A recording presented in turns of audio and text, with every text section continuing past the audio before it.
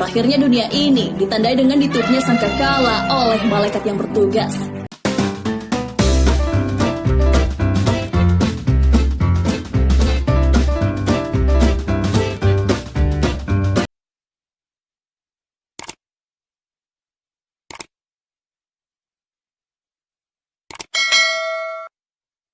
Trompet itu akan ditiup oleh malaikat Israfil nantinya jika perintah sudah diberikan. Seperti apakah gambaran sangkakala itu? Apakah sama dengan trompet-trompet yang lain? Benarkah bumi menyerupai bentuk sangkakala? Apa saja yang terjadi jika sangkakala ditiup? Lalu, seperti apa bentuk sangkakala itu? Dalam sebuah hadis, sangkakala dideskripsikan oleh Nabi Muhammad SAW dari Abu Hurairah radhiyallahu anhu. Rasulullah SAW bersabda, ketika Allah telah selesai menjadikan langit dan bumi, Allah menjadikan sangkakala terompet dan diserahkan kepada malaikat Israfil. Kemudian ia letakkan di mulutnya sambil melihat ke arsy, menantikan bilakah ia diperintah. Saya bertanya, ya Rasulullah, apakah sangkakala itu? Jawab Rasulullah, bagaikan tanduk dari cahaya. Saya tanya, bagaimana besarnya?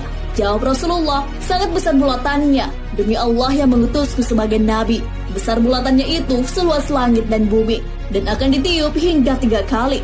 Pertama, nafkhatul faza untuk menakutkan. Kedua, nafkhatul sa'ak untuk mematikan. Ketiga, nafkhatul ba'ats untuk menghidupkan kembali atau membangkitkan. Penjelasan mengenai hadis tersebut terdapat dalam kitab Daqaiqul Akbar karangan Imam Abdurrahim bin Ahmad Al-Qadli. Beberapa hal yang dijelaskan adalah bahwa Allah Subhanahu wa Ta'ala menciptakan sangkakala yang diberikan kepada malaikat Israfil untuk ditiup saat hari kiamat telah tiba. Sangkakala memiliki 4 cabang.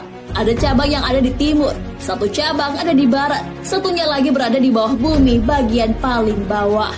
Kemudian cabang terakhir berada di atas langit yang paling atas. Dari penjelasan tersebut, sangkakala itu ukurannya sangat besar, melebihi langit dan bumi. Kita semua hidup dalam sangkakala malaikat Israfil tanpa kita sadari. Dalam sangkakala itu juga terdapat pintu-pintu sejumlah ruh.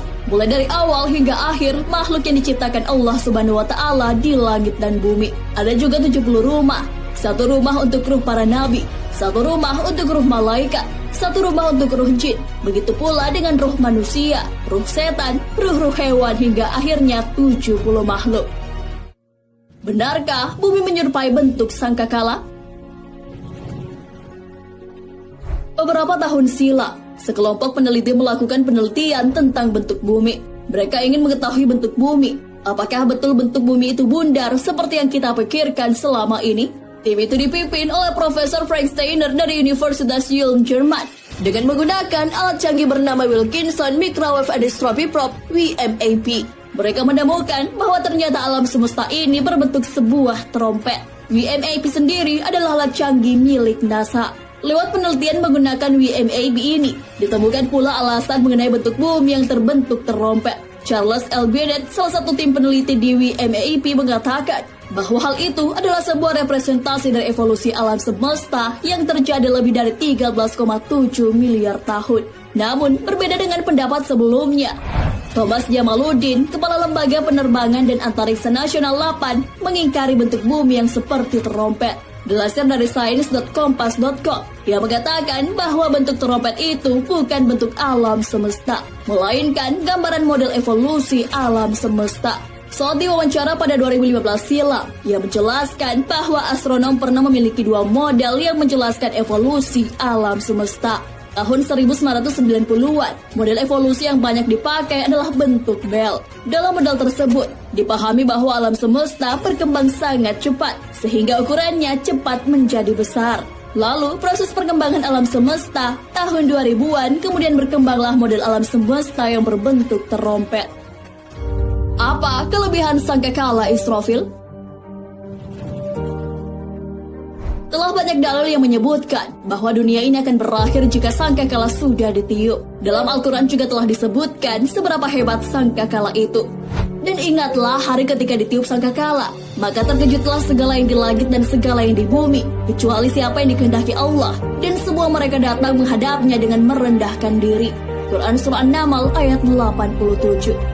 Dalam kitab Daqaiqul Akbar, Huzaifah pernah bertanya kepada Rasulullah SAW, "Wahai Rasulullah, Bagaimana keadaan para makhluk ketika sangkakala ditiup? Rasulullah SAW menjawab, "Wahai Hudzaifah, demi zat yang mana jiwaku ada pada kekuasaannya, sangkakala ditiup dan tegaklah hari pembalasan. Seseorang mengangkat sesuap makanan ke mulutnya, lalu dia tidak jadi memakannya.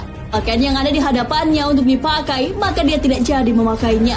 Dan kendi wadah minuman di atas mulutnya untuk meminum airnya, maka dia tidak jadi meminumnya."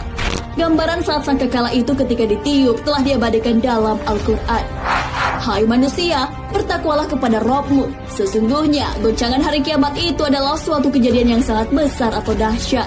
Ingatlah pada hari ketika kamu melihat goncangan itu, semua wanita yang menyusui anaknya lalai terhadap anak yang disusuinya, dan semua wanita yang hamil gugur kandungan. Kamu melihat manusia dalam keadaan mabuk, padahal sebenarnya mereka tidak mabuk. Akan tetapi, azab Allah itu sangat keras.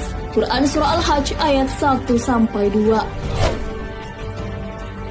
Nah, sahabat beriman, itulah penjelasan mengenai gambaran sangkakala. Para peneliti juga menemukan bahwa evolusi alam semesta berbentuk trompet atau sangkakala. Sangkakala akan ditiup oleh malaikat Israfil saat perintah sudah diberikan kepadanya. Sangkakala bukanlah trompet biasa. Ukurannya sangat besar karena meliputi langit dan bumi. Begitu pula bukti kebesaran Allah Subhanahu wa Ta'ala yang bisa kita ketahui. Hal ini yang telah diabadikan dalam Al-Quran. Akan kami perlihatkan kebesaran kami pada manusia. Quran Surah Fussilat ayat 53. Wallahu a'lam.